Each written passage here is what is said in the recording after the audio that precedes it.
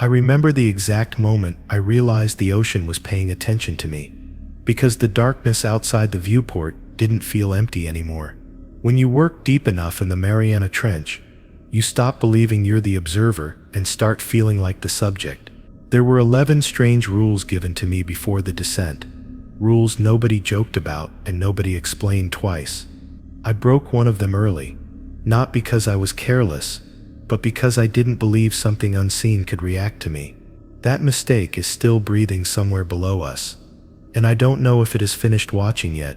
The first time they explained Rule 1, never maintain eye contact with anything that looks back at you in the trench, I thought it was meant to scare new hires into obedience.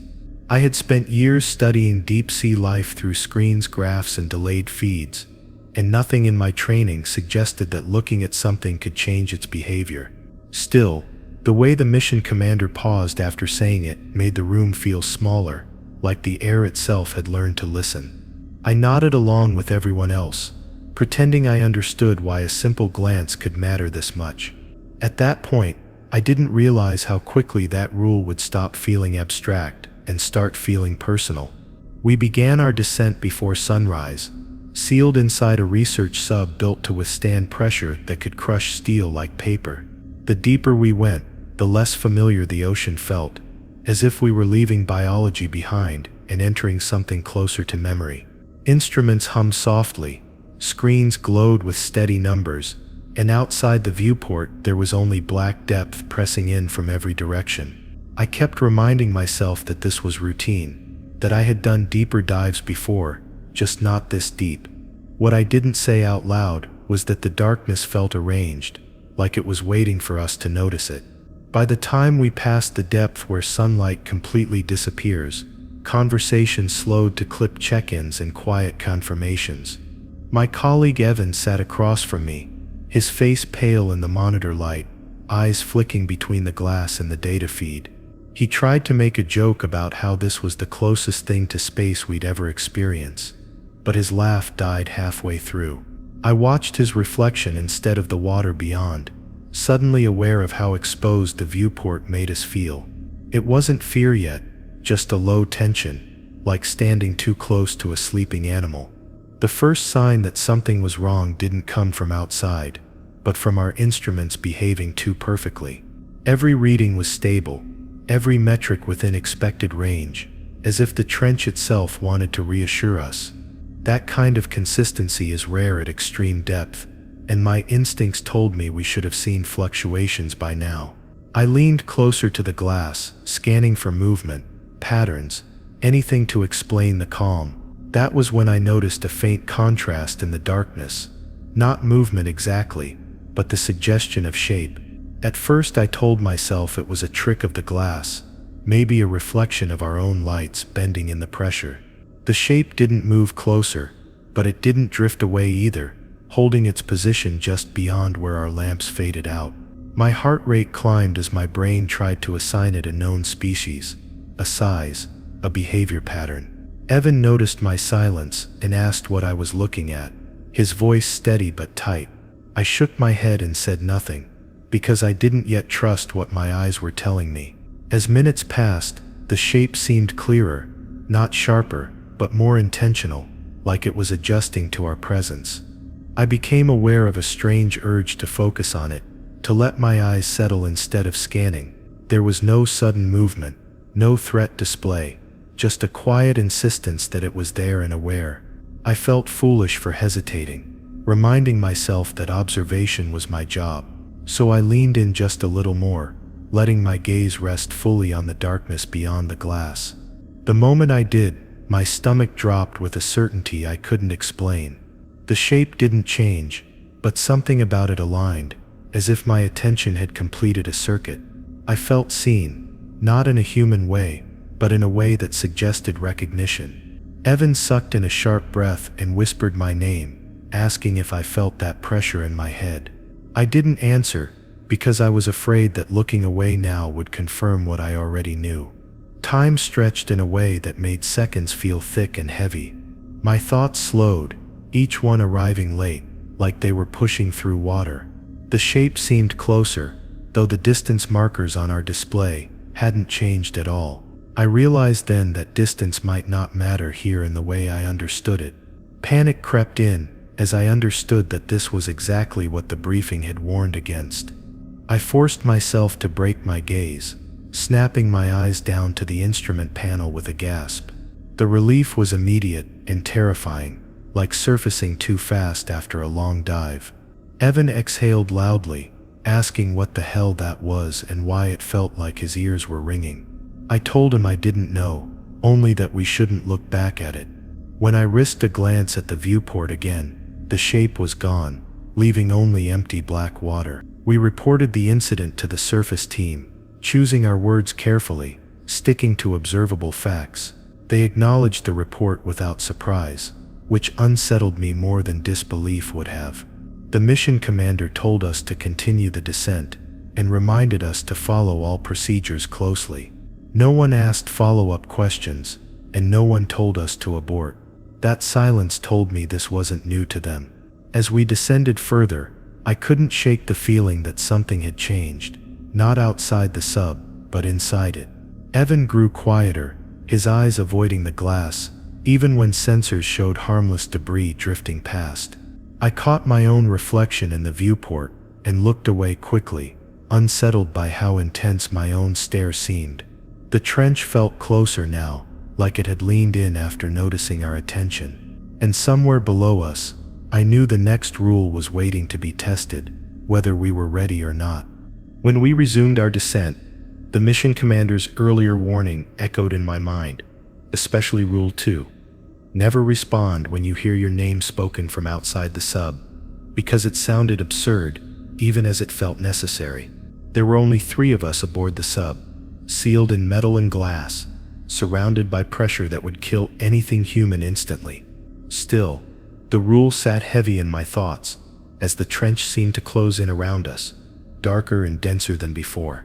Evan noticed my hands trembling as I adjusted the sensor array and asked if I was feeling unwell. I lied and told him it was just nerves, because explaining the rule out loud felt like inviting it to be tested. The first time it happened, I was focused on calibrating a sampling arm, watching numbers scroll smoothly across the display. My concentration was broken by a familiar tone, not loud, not sudden, but clear enough to cut through my thoughts. It sounded like someone speaking close to my ear, using my name the way my sister did when she wanted my attention. I froze, every muscle locking in place, as my mind replayed the briefing with painful clarity. Evan looked up at me, confused, asking if I had said something. I didn't answer him right away, because I was busy convincing myself that stress could cause auditory hallucinations. The trench was an extreme environment, and the brain is known to fill silence with patterns when deprived of normal stimuli. I told myself that this was no different from hearing phantom vibrations in a pocket where your phone isn't, but the memory of that voice lingered, precise and intimate, refusing to fade the way imagined sounds usually do. When I finally told Evan I hadn't spoken, he nodded, but his eyes searched my face like he didn't fully believe me. Minutes passed, heavy and slow, as we continued downward. I tried to re-anchor myself in routine, checking oxygen levels, hull integrity, and temperature gradients. The data was steady, almost comforting in its predictability. Just as my breathing began to normalize, the voice returned, closer this time, saying my name with a gentle impatience. I clenched my jaw and stared at the console, forcing myself not to react. Evan stiffened across from me, his knuckles whitening as he gripped the edge of his seat. He asked, quietly, if I heard that too, his voice barely steady enough to finish the sentence. I shook my head without looking at him, afraid that acknowledging it would make it stronger. The silence that followed felt thick, like something physical had settled between us. I could sense Evan watching me, waiting for reassurance I couldn't give. The third time the voice spoke, it used more than my name. It sounded like my father, calm and firm, asking if I was safe and telling me to answer him. The emotional pull was immediate and brutal, bypassing logic and drilling straight into memory. My throat tightened, as instinct screamed at me to respond, to reassure the voice that I was still alive. I pressed my lips together until they hurt, anchoring myself in the present with pain. Evan stood up abruptly, his chair scraping softly against the floor as he looked around the cabin. He said he was tired of the jokes, demanding to know who was speaking through the comms. The surface channel was open and silent, the only reply a faint hiss of static that meant nothing was transmitting. I reached out and grabbed his arm, shaking my head violently to stop him from saying anything else. He stared at me, anger and fear battling in his eyes. I pulled Evan back into his seat and spoke slowly, choosing each word like it might detonate if mishandled. I told him that sometimes, in deep environments, the mind can produce convincing auditory experiences. He wanted to argue, to insist that what he heard was real and intentional. I cut him off, telling him that whatever it was, responding would not make it better. The words felt inadequate, but they were all I could safely say. The voice shifted tactics after that, cycling through tones and identities with unsettling accuracy. It sounded like our mission commander, then like an old friend, then like Evan himself calling my name from behind me. Each time it hit a different emotional nerve, testing for weakness. I focused on the rhythm of my breathing, counting silently to stay grounded. Evan squeezed his eyes shut, hands pressed to his ears, but that didn't stop the sound from reaching him. At some point, Evan couldn't take it anymore. He shouted into the empty cabin, demanding to know what wanted us and what it planned to do. The moment the words left his mouth, the air seemed to change, growing heavier and colder. The voice stopped completely, leaving a silence that felt expectant rather than relieved. Evan realized what he had done too late, his face draining of color as he looked at me. Nothing happened immediately, which somehow made it worse. Evan waited for punishment, for movement outside the viewport, for alarms to start screaming. When none of that came, his shoulders sagged in exhausted relief. I wanted to believe the worst had passed, that maybe the rule was overly cautious, but the trench had already taught me that it preferred patience over speed. Slowly, Evan began to change. He complained of headaches and nausea, then started forgetting simple things like our depth or the last check he had run. He kept asking me if I was sure we hadn't received new instructions from the surface. I watched him closely, noting the way his gaze lingered too long on the dark water beyond the glass. Something about him felt slightly out of sync, like a recording playing a fraction of a second late. When the voice returned, it didn't call my name at all. Instead, it spoke through Evan, using his mouth and his voice to repeat phrases he had never learned. I backed away slowly, my heart pounding as I realized the rule hadn't been about sound alone. Evan looked at me with eyes that didn't quite focus, asking why I was afraid of him. I didn't answer, because I no longer knew who I would be responding to. The surface team finally noticed something was wrong when Evan stopped responding to their questions. I gave clipped answers, explaining his condition in clinical terms that hid my fear. They instructed me to continue the mission and monitor him closely, their calm voices offering no comfort. As we descended even deeper, Evan fell silent, staring straight ahead with a faint smile. I knew then that breaking the rule hadn't summoned something new, it had made room for it. I stayed awake, long after Evan drifted into an unnatural stillness, watching the darkness outside the viewport. The trench felt closer than ever, like it was listening through him now instead of through the air. I wondered how many rules existed, because someone had learned the hard way, what happens when you answer back. And as the sub continued its slow descent, I felt the weight of the next rule pressing down on me, waiting for its moment. As the sub continued sinking, I remembered Rule 3. Never allow the interior lights to be turned completely off. A line from the briefing that suddenly felt less like procedure and more like a warning carved into stone. Evan sat motionless beside me, his faint smile fixed, his eyes reflecting the dim cabin glow in a way that didn't feel human anymore. The darkness outside the viewport pressed closer as our depth increased, swallowing the reach of our external lamps until the ocean looked endless and flat. I checked the light panel without meaning to, reassured by the soft illumination bathing the controls and our faces. At that moment, I didn't know how fragile that light really was. The subsystems were designed with redundancies, but power at extreme depth is never as stable as engineers promise. As we passed another depth marker, the lights flickered just slightly, enough to make my chest tighten. Evan didn't react, didn't blink, didn't even seem to notice. I told myself the flicker was nothing, just a minor fluctuation caused by pressure or temperature change.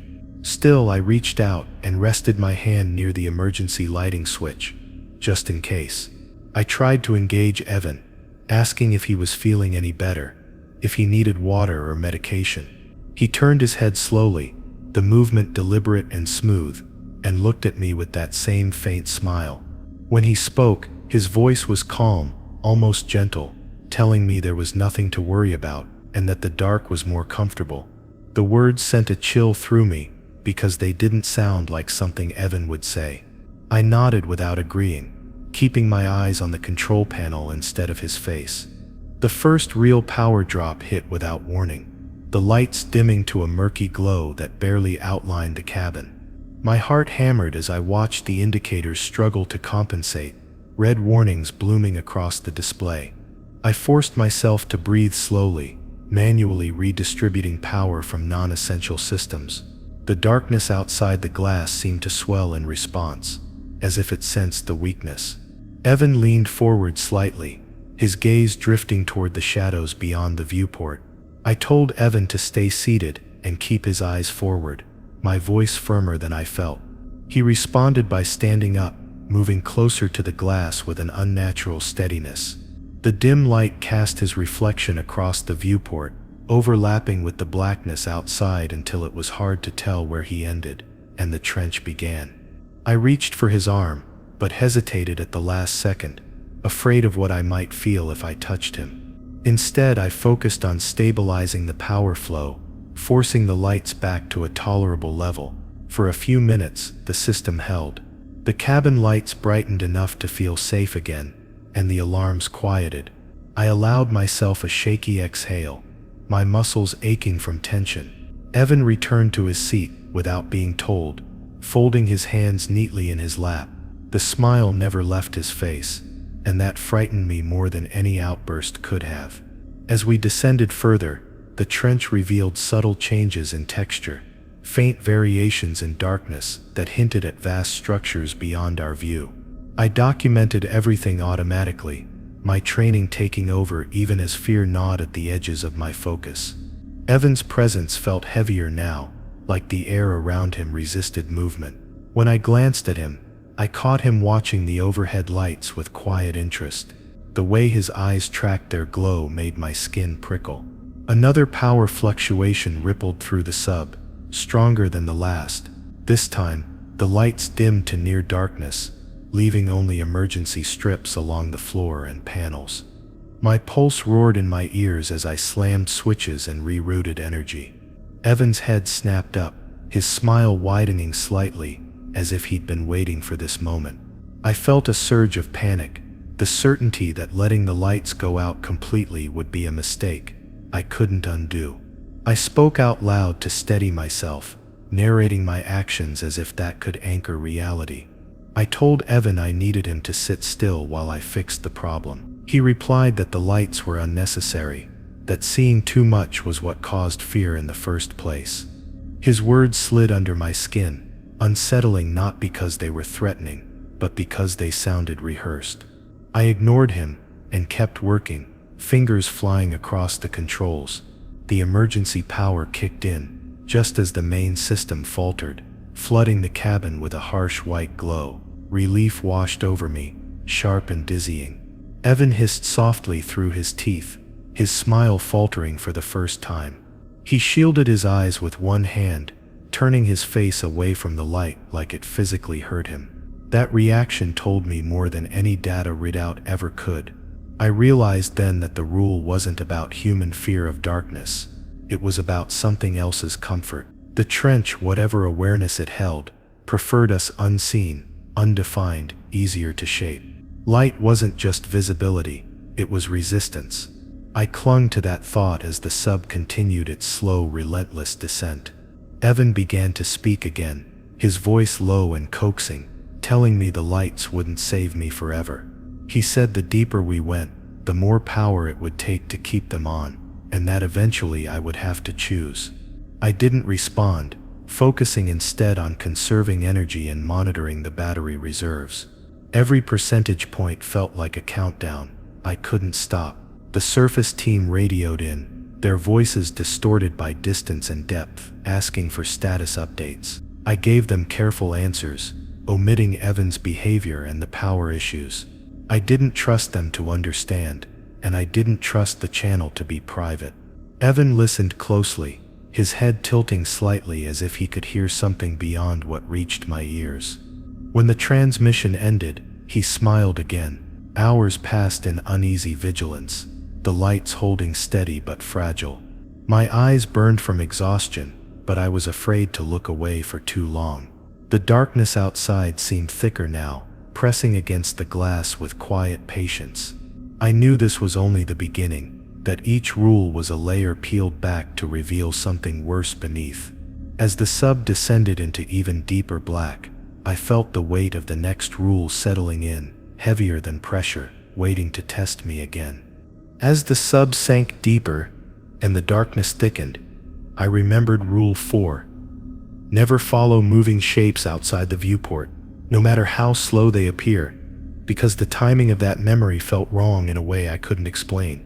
The lights were holding for now. Evan sat quietly again, and the trench outside looked calm, almost smooth. That was when I noticed movement that didn't register as swimming or drifting, but something in between, like patience given form. It moved slowly, deliberately, just at the edge of where the external lights faded. I told myself it was debris, but my eyes kept returning to it against my will. The shape didn't approach us directly, which somehow made it worse. It slid laterally, staying parallel to the sub, as if matching our descent. I adjusted the camera feed to track it, telling myself I needed documentation for the mission report. The image blurred and corrected itself, struggling to lock onto something that refused to stay defined. Evan leaned forward slightly, his earlier discomfort with the light replaced by a focused interest in the darkness beyond. I felt a sharp urge to reposition the sub, to angle us closer for a better look. I caught myself before my hands fully moved on the controls. Training kicked in just enough to slow me down, to make me question why I suddenly wanted proximity. The shape outside shifted again, its outline changing subtly, as if responding to my hesitation. It wasn't fast, wasn't aggressive, just persistent in a way that suggested confidence. I leaned back in my seat, forcing distance between myself and the navigation panel. My heart pounded with the realization that the desire to follow wasn't curiosity, it was invitation. Evan broke the silence by asking if we could adjust course slightly. His tone casual, but his eyes fixed on the viewport. He said it might be a rare organism, something no one had documented at this depth before. The words sounded reasonable, professional even, and that frightened me more than panic would have. I told him we were on a strict descent path, and couldn't deviate without surface approval. He nodded slowly, but his gaze never left the moving darkness. The shape began to descend faster, just a little, creating the illusion that it was slipping away from us. My chest tightened with a strange sense of loss, like missing an opportunity that wouldn't come again. I had to remind myself why we were here, why the rules existed at all. This wasn't a chase. It was a test of restraint. I focused on the instruments, watching our depth increase steadily, anchoring myself in numbers instead of shadows.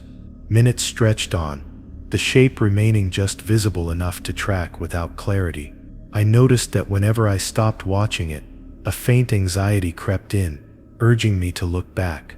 When I did, the relief was immediate, followed by a deeper unease. It felt wrong to be comforted by something I couldn't identify. Evan's breathing had changed, slower and deeper, like someone settling into a rhythm. I wondered how long he had been watching without blinking. The surface team checked in again, asking for routine updates and sensor data. I responded automatically, my voice steady, despite the tension coiling inside me. As I spoke, the shape outside seemed to pause, its movement synchronizing with my words. That coincidence sent a cold wave through me, making my scalp prickle. I finished the transmission quickly, suddenly certain that attention itself mattered more than motion down here. Evan stood up without warning, stepping closer to the viewport. He pointed at the darkness, his finger hovering just shy of the glass. He said it was changing shape, becoming clearer the longer he watched. I told him to sit back down, my voice sharper than intended. He looked at me with mild surprise, as if I'd interrupted something important. The shape drifted lower again, slower now, almost hesitant. I felt the pull stronger than before, a quiet insistence that following it would answer questions I hadn't yet formed. My hand twitched toward the controls, and I clenched it into a fist to stop myself. Sweat gathered at my temples as I realized how easily intention could slip into action. This wasn't about seeing something new, it was about being led. Evan began describing details I couldn't see, textures and contours that didn't match the blurry feed on my monitor. He spoke calmly, confidently, like a guide pointing out landmarks on a familiar route. I noticed inconsistencies in his descriptions, features that contradicted themselves from one sentence to the next. When I pointed that out, he smiled faintly and said the shape didn't like being described all at once. That was when I knew his perception was no longer his own. I ordered Evan back to his seat, using the authority of procedure and safety protocols. He hesitated, then obeyed, though his eyes lingered on the viewport like he was being pulled away from something meaningful. The shape outside slowed further, almost stopping, as if waiting for us to decide. I locked the navigation controls, a manual override to prevent accidental course changes. The click of the lock felt louder than it should have, final in a way that made my stomach twist. For a long time nothing changed. The shape remained at the edge of visibility, moving just enough to stay noticed. I focused on conserving power, adjusting life support, anything to keep my mind occupied. Evan grew quiet again, his earlier intensity fading into a distant calm. I wondered if resisting the pull had weakened whatever influence it held, or if it was simply patient. Then the shape began to retreat upward, slowly reversing its descent. A wave of panic surged through me, irrational and sharp, like watching someone disappear into fog. I had to fight the urge to unlock the controls, to follow it before it was gone. My vision tunneled, and for a terrifying moment, I wasn't sure whose desire that was. I pressed my back against the seat, grounding myself in the feel of the metal frame. Evan whispered that we were making a mistake, that opportunities like this didn't come twice. His voice was soft, persuasive, carrying none of the strain it had earlier. I told him no, over and over, until the word lost meaning and became just a sound. The shape continued to rise, thinning into the darkness, until it was gone completely. The sense of loss lingered long after it vanished, hollow and aching. The sub felt smaller after that, the cabin air heavier. I realized my hands were shaking uncontrollably, and forced myself to slow my breathing. Evan stared at the empty viewport, his expression blank, as if waiting for something to return. I didn't know whether we had passed a test, or merely delayed the inevitable. The trench didn't feel offended, just watchful. As we descended deeper still, I understood that movement wasn't the threat, attention was. Following something down here meant surrendering choice, letting curiosity override survival. I wondered how many expeditions had vanished not because of equipment failure, but because someone leaned in too close. The rules weren't about control, they were about restraint. And as the pressure increased, and the darkness pressed in, I felt the next rule looming ahead, heavier and more dangerous than the last. As the shape finally disappeared into the darkness above us, I remembered Rule 5. Never open the external audio channel below maximum rated depth, because the silence that followed felt too deliberate to be natural. The sub continued its descent, the hull groaning softly under pressure that numbers alone couldn't explain. Evan remained quiet, his earlier urgency replaced by a distant calm that unsettled me more than fear would have. The cabin felt sealed not just physically, but socially, like conversation itself was being discouraged.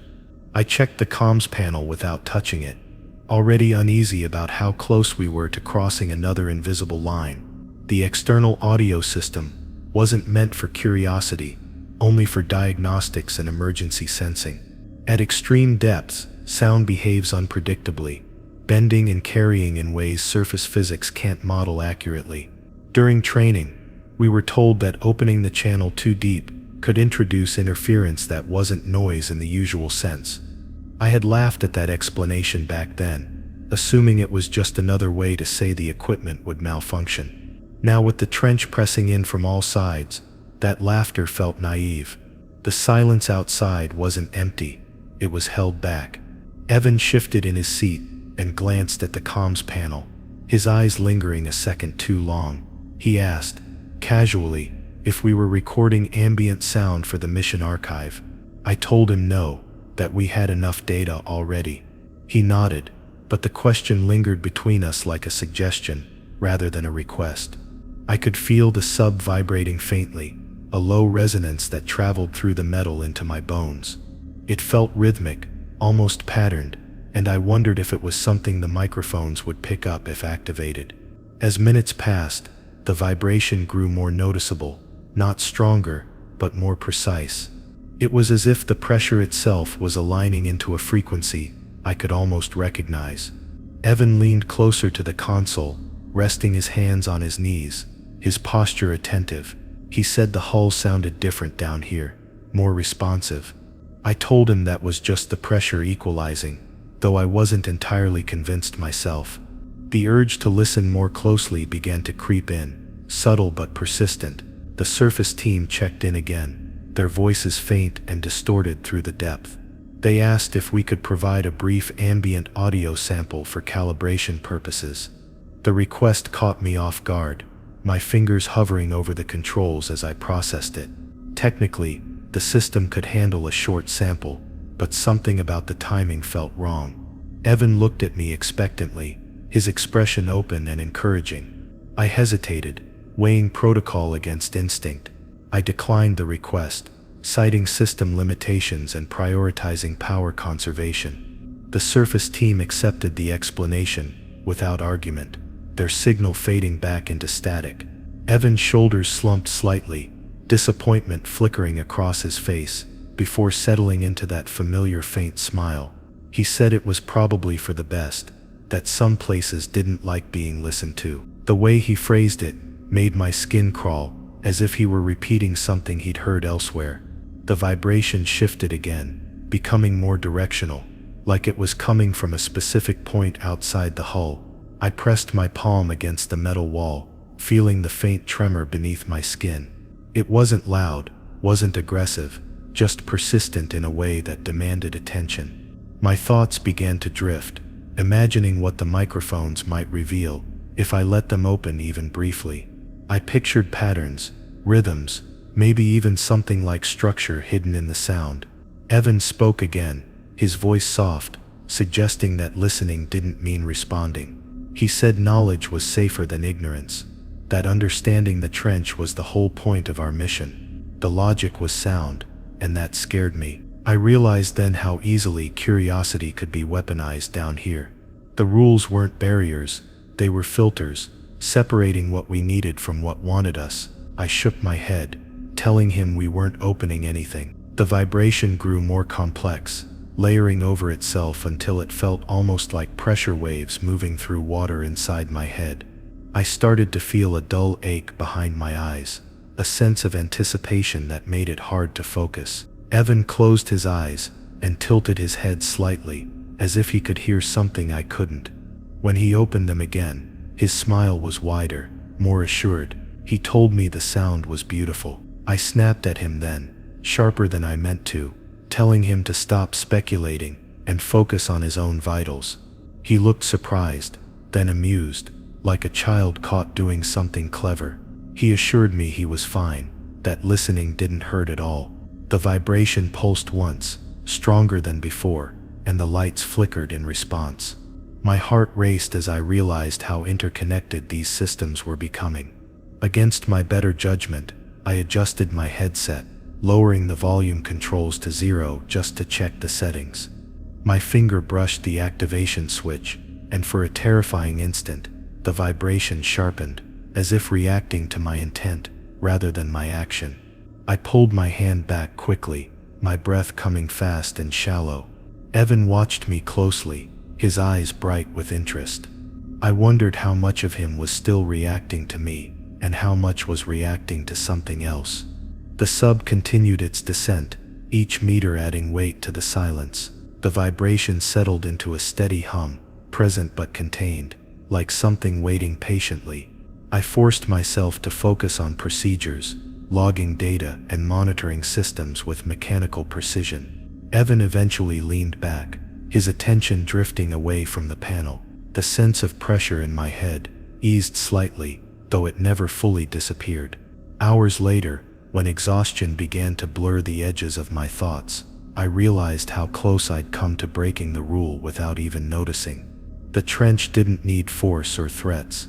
It only needed time and suggestion. Listening felt like the next logical step, the natural progression of curiosity. I understood then that sound down here wasn't just information, it was connection, and connection was exactly what the rules were designed to prevent.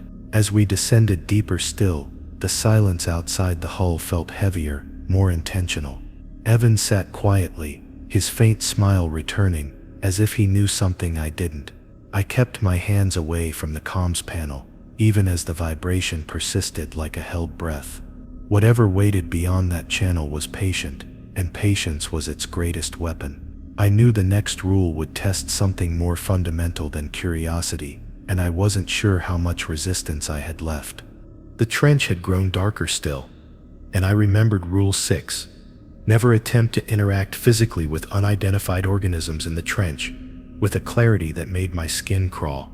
The earlier vibrations and moving shapes weren't the only strange things out there.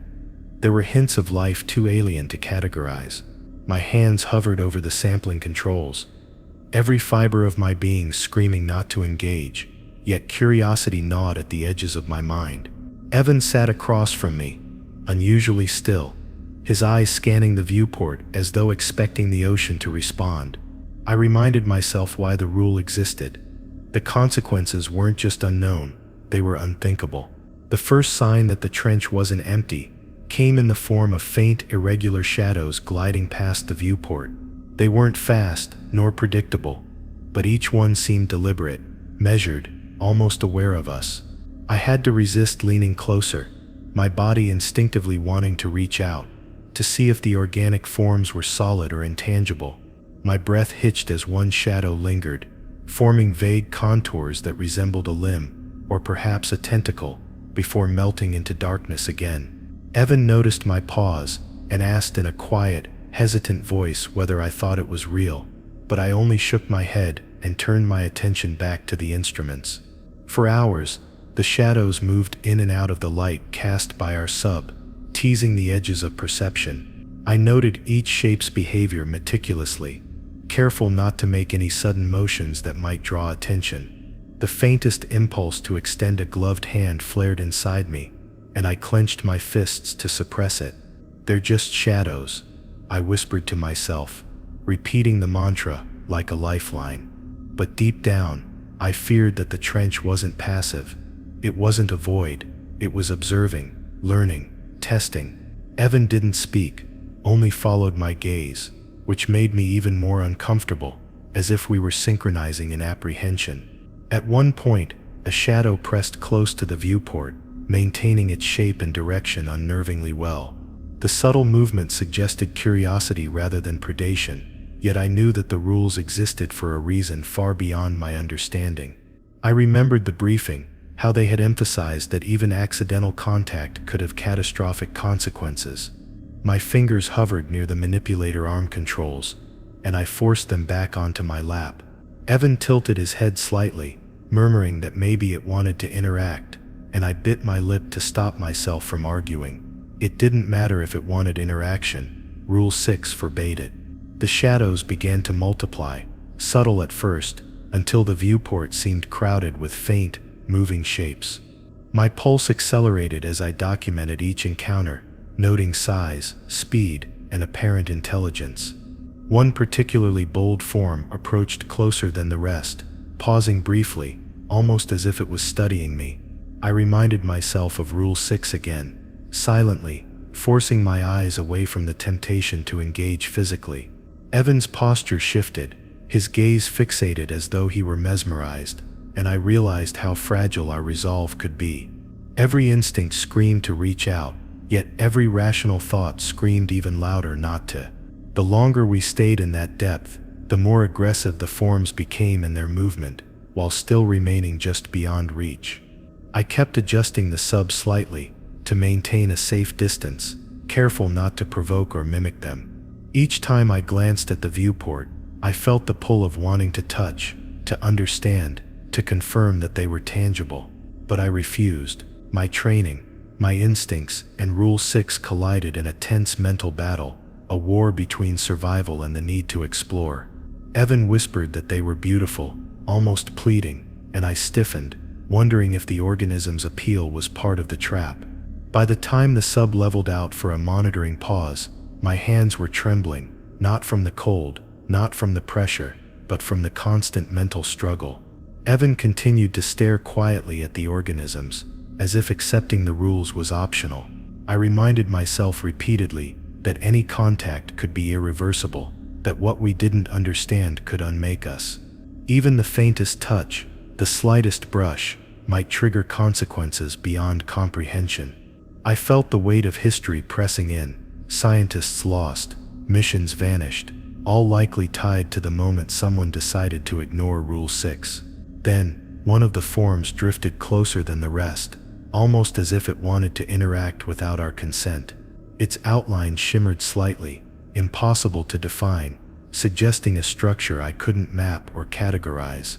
I felt a pull in my chest, a magnetic urge to extend the manipulator arm just to make contact. The sub seemed heavier around me, almost pressing against my body, as if warning me. Evan leaned slightly forward, his eyes reflecting the light, muttering that he almost wanted to reach out, but I grabbed his arm, shaking my head violently. Minutes stretched into hours, and still the organisms lingered at the periphery, their movement deliberate but non-threatening. I focused on logging every detail, every anomaly, to keep my hands busy and my mind anchored. The pressure outside seemed to shift subtly with each movement they made, like a tide of intent rather than water. I felt the tug of temptation constantly, but I reminded myself of the warning. Rule 6 wasn't a suggestion, it was survival. As exhaustion crept in, the shadows began to retreat slowly, one by one, almost as if acknowledging our restraint. Evan exhaled quietly, a sound that trembled with relief, but also something I couldn't name. I stayed alert though, knowing that restraint was only temporary in the trench. Whatever intelligence these organisms possessed was patient and enduring, and as the sub continued its descent into ever darker depths, I realized that the next rule awaited, testing something deeper than curiosity or impulse. As the sub continued its descent, the weight of Rule 7, never allow yourself to be alone in any compartment, for more than 15 minutes, pressed on me more than any hull pressure gauge ever could. The trench outside felt heavier with every meter, the darkness moving in ways that made it seem almost alive. Evan had taken his usual post near the viewport, leaving me alone at the instrument panel for the first stretch of time since the last shadow encounter. At first, the silence was comforting, a brief reprieve from the earlier chaos. But as the minutes ticked by, the emptiness began to feel tangible, like a presence hovering behind me. My breath came in uneven bursts, as I reminded myself to stay calm, to stay aware, and to track the clock. 15 minutes passed, and I noticed a subtle shift in the cabin's atmosphere, something that made the air feel thicker and harder to breathe. The sub creaked faintly under pressure, a sound that had always been innocuous before, but now felt deliberate, as if responding to my solitude.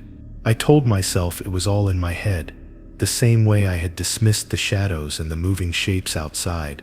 But the feeling of being watched, not from the viewport, but from somewhere inside the metal walls, refused to fade.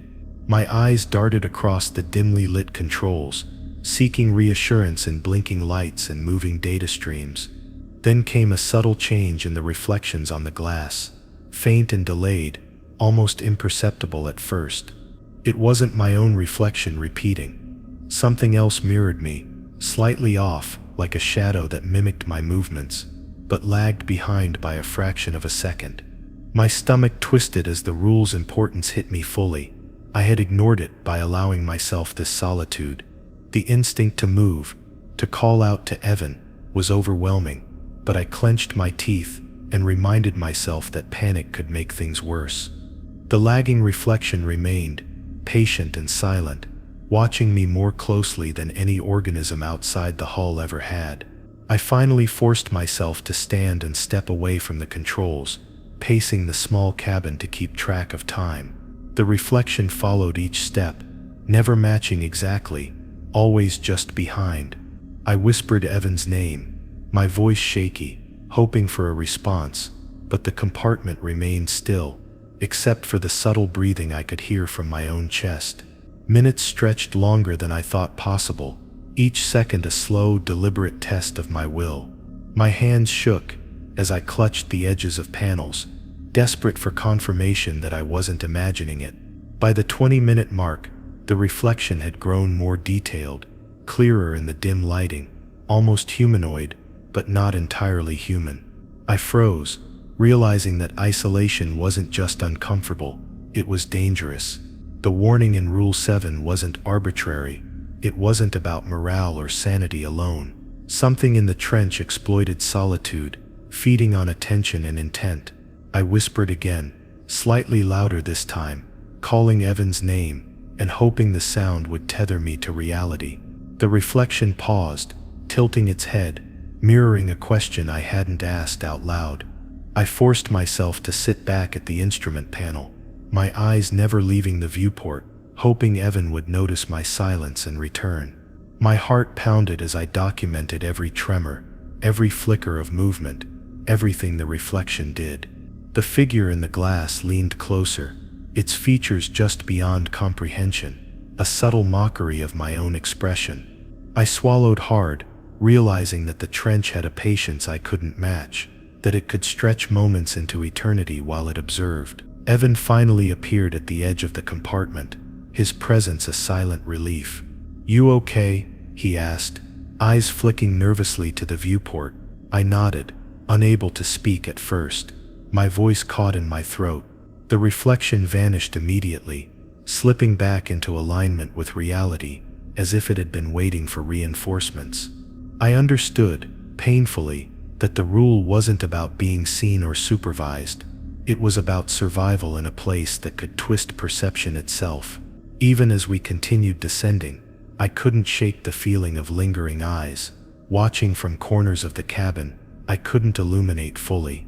Every shadow in the small sub seemed exaggerated, more deliberate, more purposeful. Evan remained quietly at my side, giving me a tether to hold on to, a reminder that Rule 7 was not just about companionship, but about resisting the pull of the trench itself.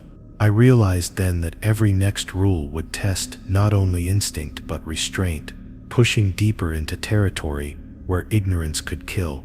Minutes later, as I tried to focus on the instrumentation, the thought occurred to me that the sub might not be enough to shield us. Isolation was a vulnerability, and even fleeting solitude could be fatal. I kept my movements deliberate, always tracking Evan's presence, forcing myself not to glance too long at reflections or shadows. The pressure outside pressed in relentlessly, as if it knew I had violated the rule by a single heartbeat. And as the sub continued its slow, inexorable descent, I felt the weight of the next rule pressing down, heavier than steel and colder than the deep. The deeper we descended, the more I realized how fragile our reliance on technology truly was. And Rule 8, Never trust readings from instruments that have been exposed to trench water rang in my mind like a warning bell. Earlier encounters had made me hyper-aware of everything beyond the viewport, yet now the danger shifted inward to the very tools we depended on. A stray sample collected from a small crevice outside the sub had inadvertently touched a sensor array, and though the readings appeared normal, doubt gnawed at me. The water down here wasn't just liquid, it carried patterns, movements, and perhaps intentions beyond comprehension. Evan glanced at the panel casually, unaware of the silent panic brewing inside me, and I forced myself to appear calm. The sensors began reporting minor anomalies, subtle fluctuations in pressure, salinity, and chemical composition. Each variation seemed plausible enough to dismiss, yet I couldn't ignore the way the numbers ticked in unnatural sequences, as if reacting to unseen influence. I double-checked the logs, tracing the data backward to the moment the sample made contact, and the correlations were unsettling. Evan commented on the weird consistency in the readings, smiling faintly, and I realized he was reading what he expected to see, not what was real. The trench, it seemed, had a way of twisting perception through the very instruments we trusted. I tried to maintain focus, comparing data with manual calculations and cross-referencing historical records. Nothing matched. Every attempt to reconcile the figures only amplified the sense that something external was manipulating them, not with malice, but with patient precision. I told Evan to rely only on visual checks, and not to act on anomalies until we could confirm them, though my voice wavered despite my efforts. He nodded, seemingly accepting my caution, but I noticed his fingers hovering near the compromised controls. Every second we delayed felt like a countdown toward an invisible consequence. Hours passed, and the anomalies became more pronounced. A pressure reading indicated a minor fluctuation outside the vessel that was impossible given the depth, while chemical sensors reported compounds that had no recorded presence at this location. I reminded myself of Rule 8, feeling its weight. Tools here could mislead, deceive, even trap the unwary. The thought of acting on faulty readings was terrifying, yet ignoring them left us blind to subtle changes in the environment. I alternated between obsessively checking instruments and resisting the urge to trust them, caught in a tension I couldn't escape. Evan pointed to a graph showing a gradual rise in what appeared to be water density, claiming it must be a local anomaly. I hesitated, noting inconsistencies in the sample's trace, the way the readings defied natural explanation. I told him to let the numbers sit to cross-check later, but the sub felt heavier, more oppressive with each passing minute. The darkness outside pressed in silently, indifferent to our careful scrutiny. I realized then that exposure to trench water wasn't just about contamination, it was about influence. The next anomaly appeared suddenly, a reading of movement near the sub, though the external cameras detected nothing. Evan frowned, suggesting it might be a microcurrent or sensor drift. I couldn't convince myself that it was mundane. Every reading contradicted the physical evidence, creating a silent tension that pressed down like water at this depth. I monitored the instruments carefully, trying to catch patterns, but the numbers seemed to shift just when I thought I had established one. It was deliberate, subtle, and unnervingly intelligent. I decided to isolate the compromised instruments, shutting down any sensors exposed to the water.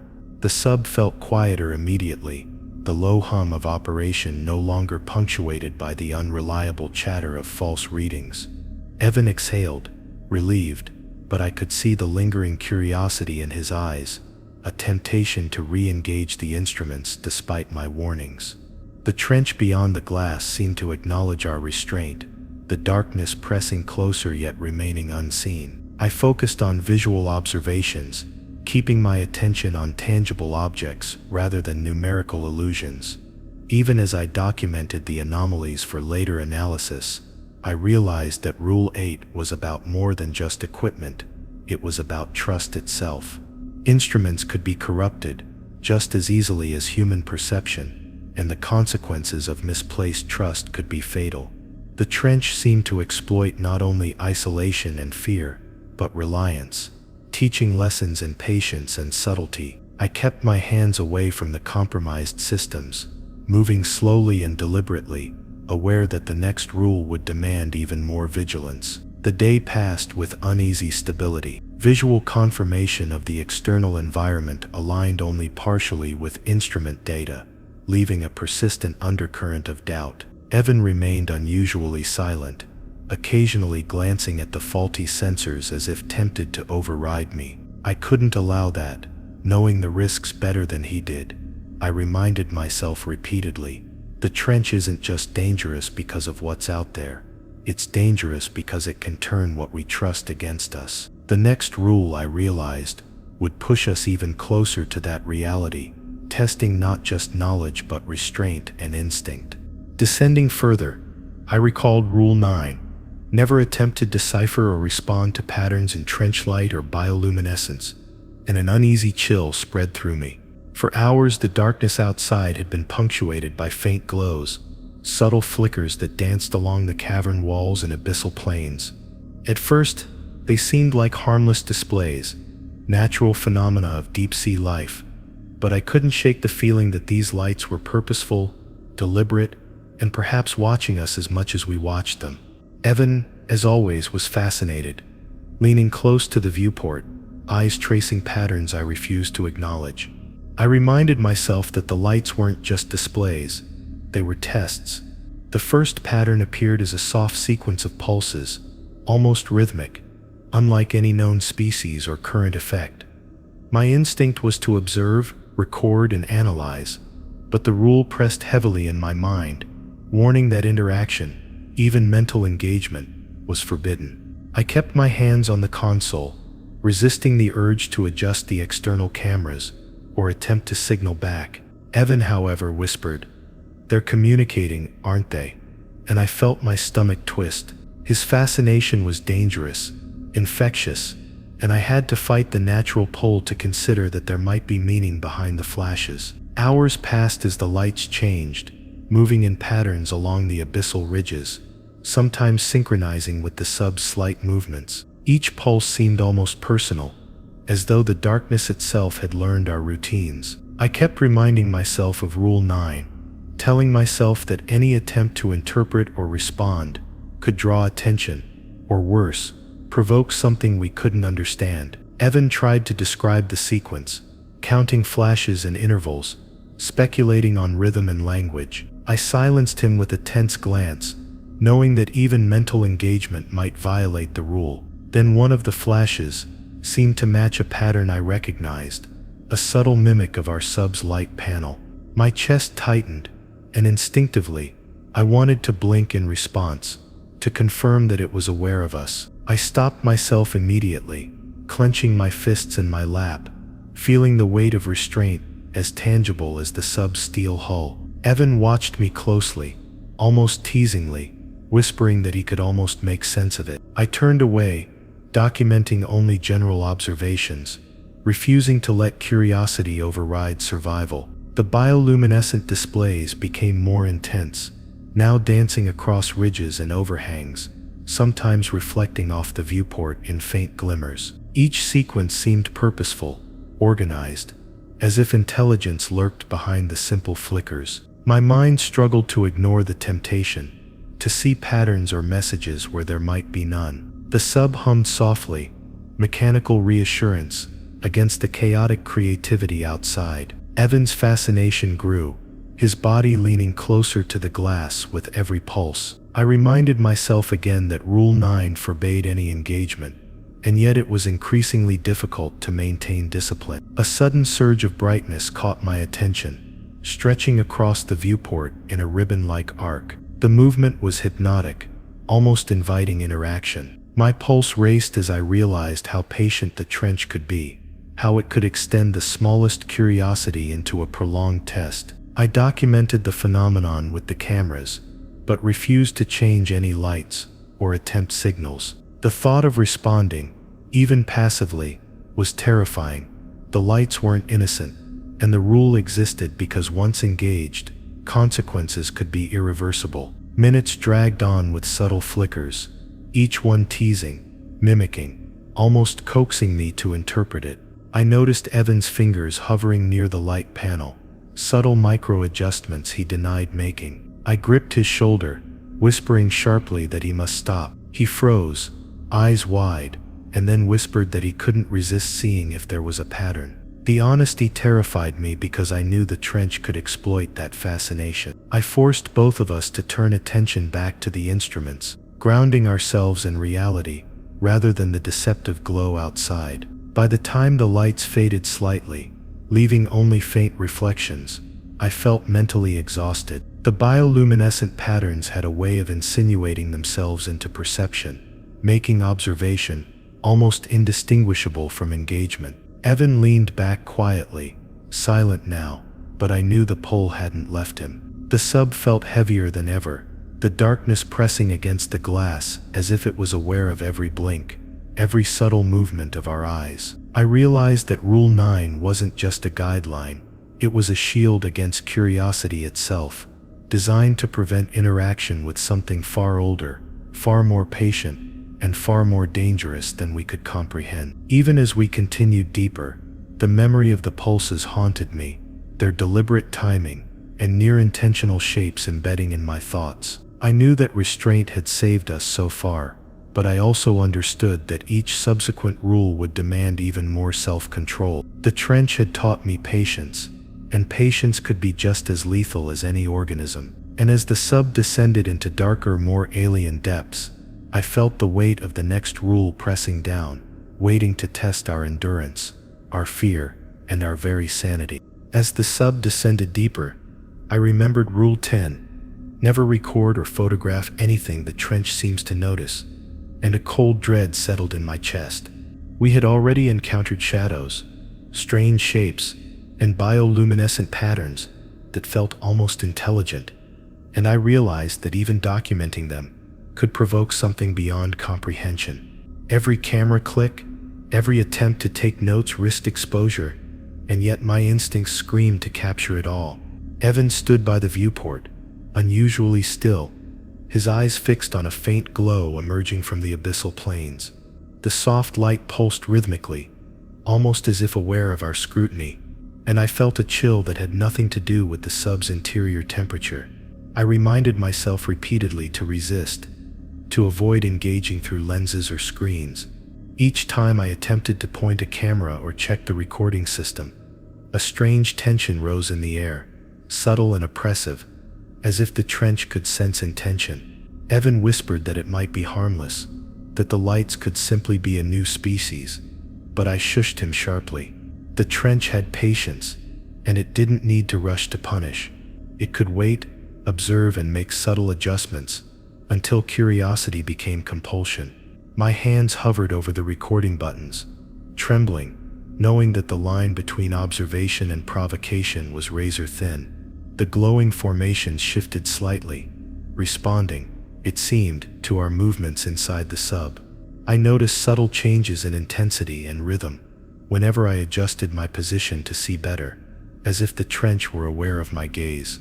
Evan leaned forward, murmuring that it looked intelligent, and I forced myself to focus on the controls, keeping my attention tethered to the mechanical rather than the organic.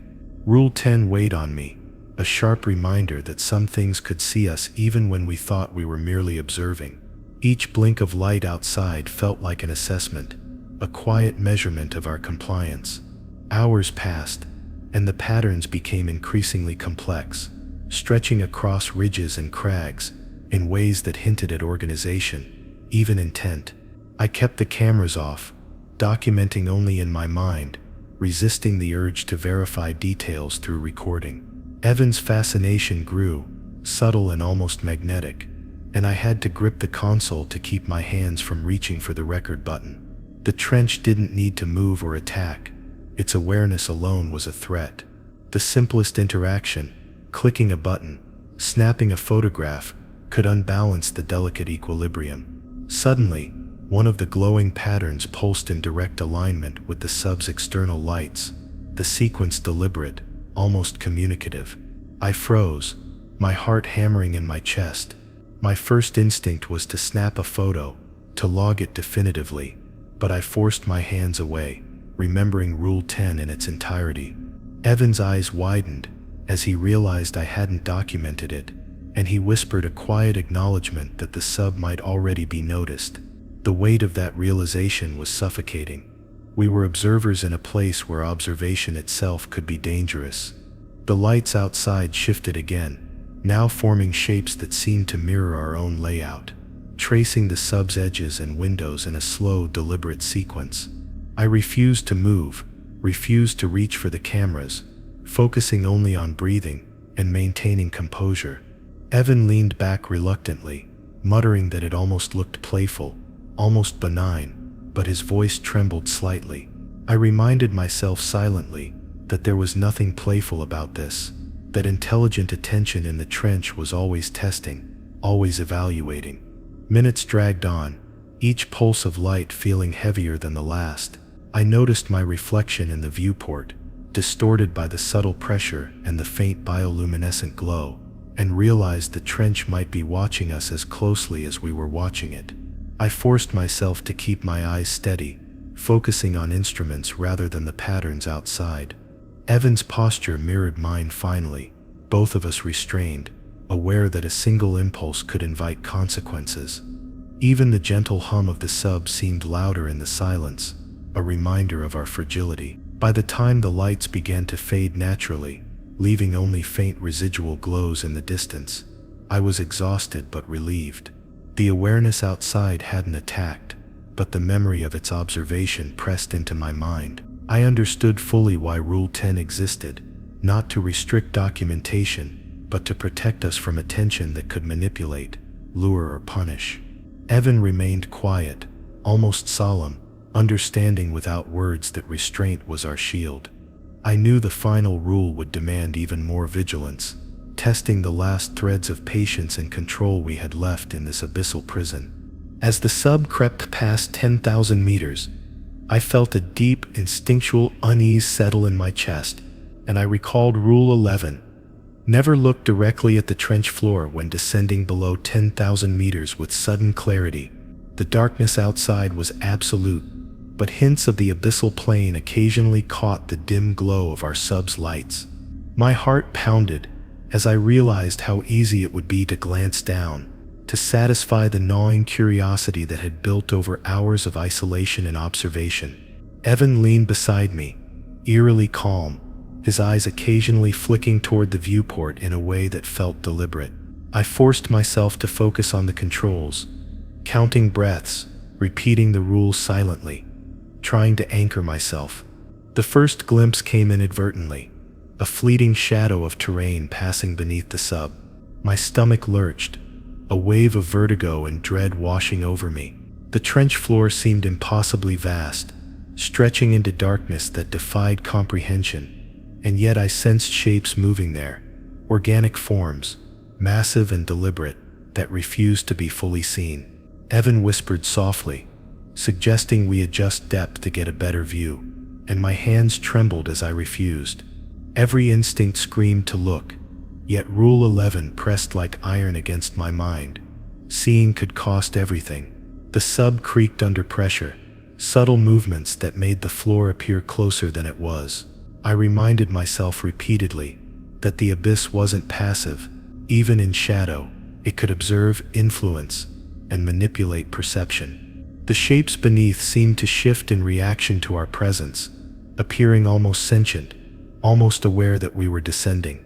I clenched my fists, forcing my eyes back toward the controls, documenting only readings and metrics.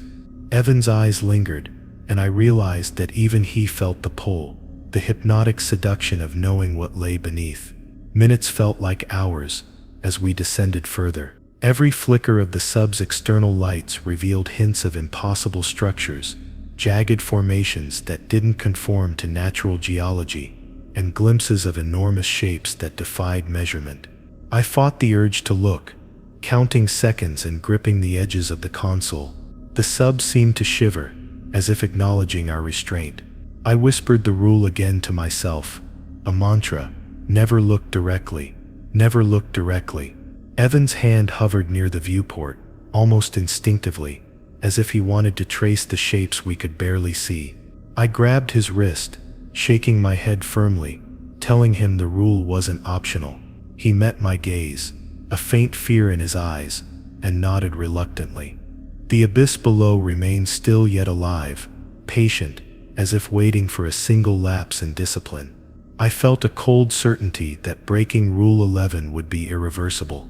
The trench floor remained in shadows beyond our reach, a canvas of unidentifiable forms and movements that pressed against the limits of comprehension. Every instinct I had screamed to look, to understand, to measure, but the rule anchored me. The abyssal intelligence seemed to sense restraint, and I understood that compliance was survival. Evan finally settled back into his seat, silent, watching my posture more than the viewport. Together, we resisted the pull of the unknown below. Hours passed, the sub humming steadily, yet the awareness of the floor never left my mind. Faint vibrations ran through the hull, subtle, almost like signals, but I refused to acknowledge them visually. Every time I glanced away from the instruments, I felt the trench watching, waiting for just a moment of weakness. Evan stayed close, a reminder of human presence, of connection, without which solitude could unravel sanity. I reminded myself that restraint, patience, and adherence to Rule 11 were our only shields. At one point, a massive shadow shifted subtly beneath the faint lights, so vast that even a fleeting glimpse would have been unforgettable. I swallowed hard, forcing my eyes upward, documenting only through numbers, calculations, and instrument readings. The sub's walls felt tighter, the pressure more intense, and the abyss below seemed to exhale silently. Evan whispered a quiet acknowledgement that we had made it through this segment without error, and I realized that survival wasn't about courage, it was about obedience. As we leveled out at our target depth, the sub felt strangely lighter, almost as if the trench acknowledged our discipline. I remained fixated on the controls, recording, monitoring, resisting the overwhelming urge to glimpse the floor. The faint hum of the machinery was my only anchor, my only connection to safety. Even as we prepared to begin the return ascent, I knew the lessons of the trench would linger. Breaking Rule 11 would have meant instant, unknowable consequences.